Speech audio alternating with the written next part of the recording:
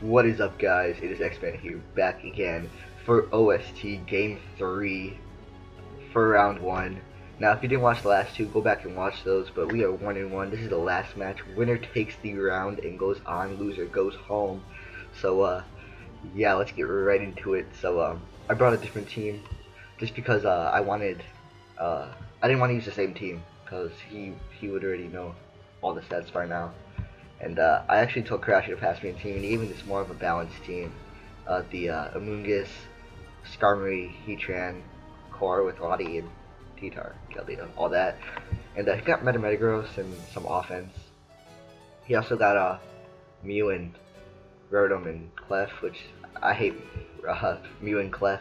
They're so annoying to me. But yeah, I'm gonna get right into it. So I believe I'll lead my Skarmory, and he leads with his Clef. No, I leave my Amoongus. Okay, my thought process here was, he doesn't have a sleep resist, so I'm gonna definitely get something put to sleep turn board. Unless it is his Metagross, which I could have switched in my Skarmory there, which would have been fine for me. As he actually goes into his Metagross here at HP Fire, predicting that just because it was an obvious play. And any damage on Metagross is nice, but he does Mega, stays in. I'm gonna go directly into my Skarmory because it takes on Metagross relatively well. The only thing it has to hit Skarmory is Thunder Punch.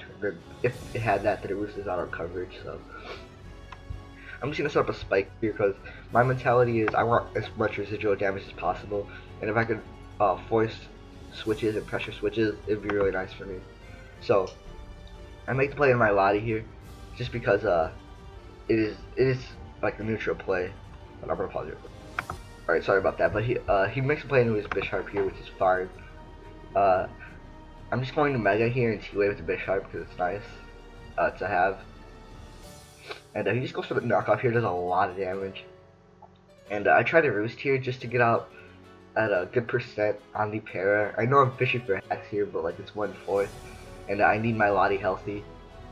Just so I can take on Keldeo's hits better and Rotom's hits better. So I need this at a good amount of health.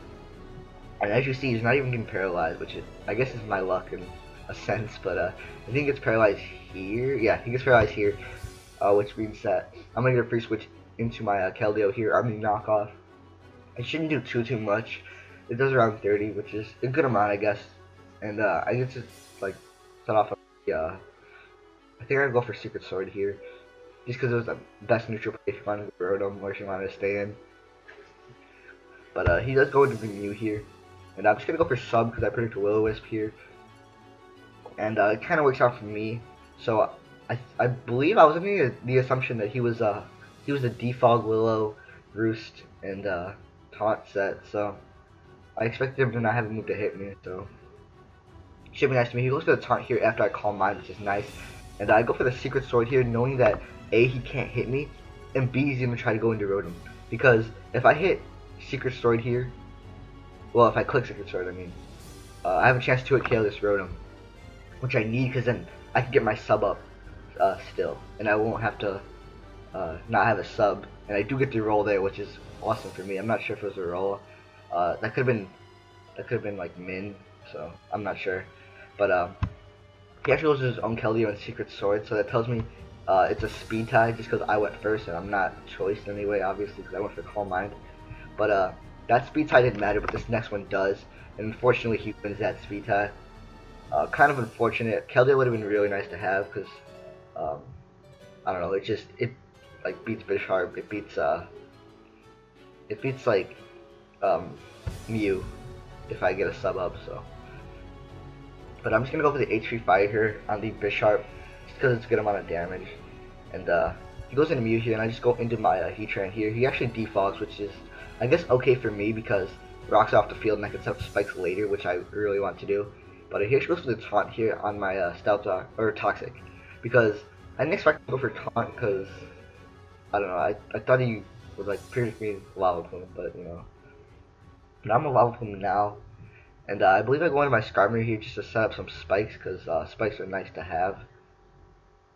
And yeah, I'm just gonna try to set up spikes just because it's the best thing to do here. Pressuring a lot of switch-ins. If I get all my hazard ups, that's nice.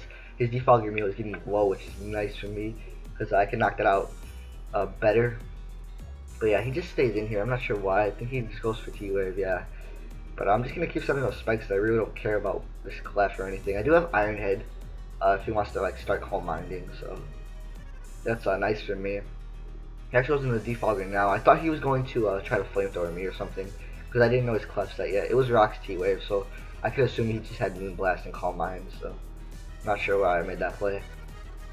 But I go into my T-Tar here predicting the defog, and I am Scarf Tar, so this is gonna go down because he's gonna stay in here, not expecting me to be scarfed and try to get off a Will-O-Wisp.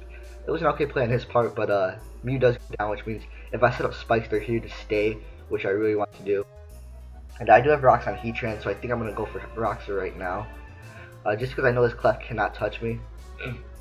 And he goes for rocks of his own, which is fine with me, because I get my rocks up, and if I get some spikes up, that'd be nice for me.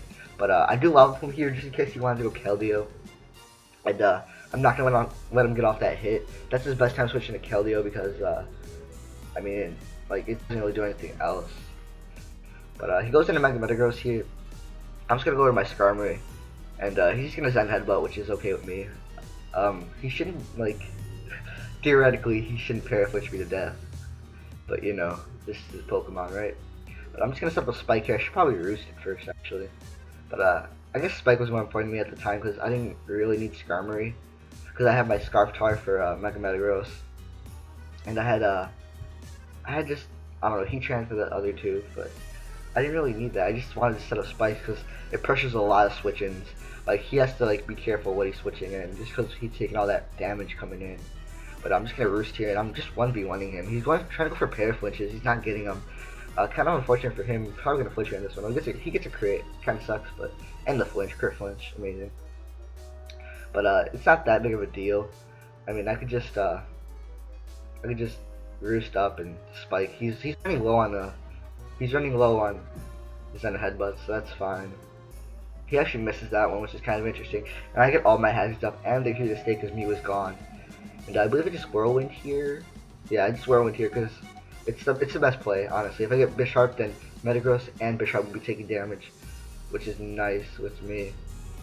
And he actually gets paralyzed again. Kind of sucks for him. I probably should have roosted, if I'm being honest. Yeah, I probably should have roosted there, just in case he wanted a knockoff, which he should have went for. But I think I'm going to Whirlwind again. I'm just shuffling things out because hazards are just taking him down. And we're back at this point with Mega Metagross. Oh, I can't even talk. Mega Metagross versus Skarmory. Unfortunately, he does miss Zen Headbutt, and I get back to full. I probably should have just Whirlwinded there, honestly, because he just tries to go for Zen Headbutt, and I get paralyzed. And yep, we're kind of at the standstill where he just tried to Paraflinch my Skarmory, but he's not getting it.